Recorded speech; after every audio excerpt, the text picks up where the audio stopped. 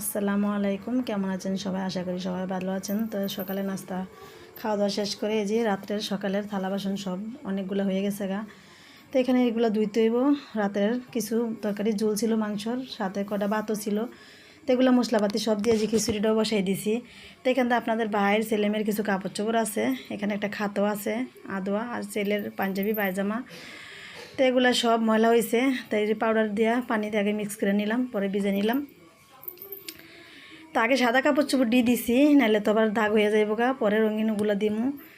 তো এখন কাপড় চোপড় দিয়ে একটা একটা করে ভিজায় উঠে নিতেছি মগের ভিতরে, তারপরে তারা ভিজামু।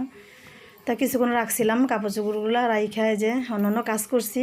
এখন কাপড় চোপড়গুলো খাইছা নেই, পানিটা একটু লাগছে সাবানটা। তো এখন খাসা শেষ, আমি সব কিছু ছাদে নিয়ে গেলাম। এই যে আজকে তো আকাশের ওয়েদারটা অনেকই ভালো, দেখতে পারছেন। করা অনেক রোদ, এই যে খাতাও দিয়ে দিলাম, সাদা লুঙ্গি কাপড় চোপড় সব কিছুই দিয়ে দিলাম। কিছুক্ষণের ভিতরে শুকে যাবো গা।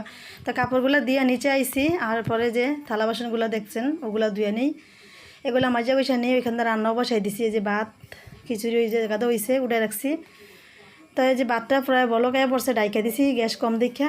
তো এখন এই যে থালা বাসনগুলো মাজিয়ে নিতেছি। তো এই যে এখন থাল বাসনটি মাজা শেষ, এখন ধুয়ে নিতেছি। থাল বাসনটি ধোয়ার পরে আরও তো বাকি কাজগুলো আছে, করতে হইব। তো এখন এই যে ধোয়া দাই শেষ, সব কিছু ঘরে নিয়ে যাইতেছি।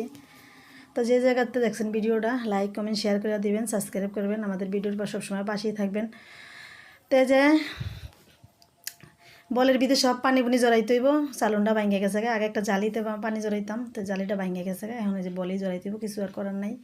তো বলটার ভিতরে একটা চুল বাজুনি আসিল, তো ধুয়ে নিলাম গুছাখানাটার ভিতরে নিয়ে বলটারে ধুয়ে এগুলো থাল বাসনটি একটা একটা করে সব কিছু বুধ করে নেই, পানিটি জ্বললে আর কি, পরে রেখে রাখন যাব। তো এখান থেকে যে ফ্রিজেতে মাছ আদা রসুন নামাই নিতে হইব, রান্না তো সময় হয়ে গেছে গা, পানি ওইখান থেকে গরম হয়ে গেছে গা। চালডো মেপে নিছি, চালডো ধুয়ে দিয়ে মনে তো একসাথে আর কি এগুলো নিয়ে যাই পাকের করে। তো আদা রসুনের বক্সটা নামাই নিলাম প্রথমে, তারপরে মাছের পোটলা নামাই তৈব।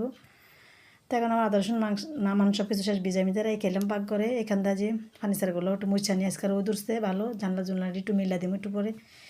তা আগে এগুলো পরিষ্কার করে নিই, সব কিছু নেওয়ার পরে আর কি গদ্যটি পরিষ্কার করতে হইব। প্রতিদিনই পরিষ্কার করি, কইতে যে তো ময়লা পড়ে তা জানি না। এই দেখছেন প্রত্যেক দিনই কিন্তু পরিষ্কার করি সব কিছু, একটা না একটা তো সবসময় মুচ্ছা নিয়ে যাইরে নেই, তারপরে ধুলা বালিতে বইরা থাকে একদম। তো এগুলো একটা একটা করে সব মুছলাম, মোছার পরে গ্লাসটাও গায়ের ওনাটা দিয়ে মুছলাম।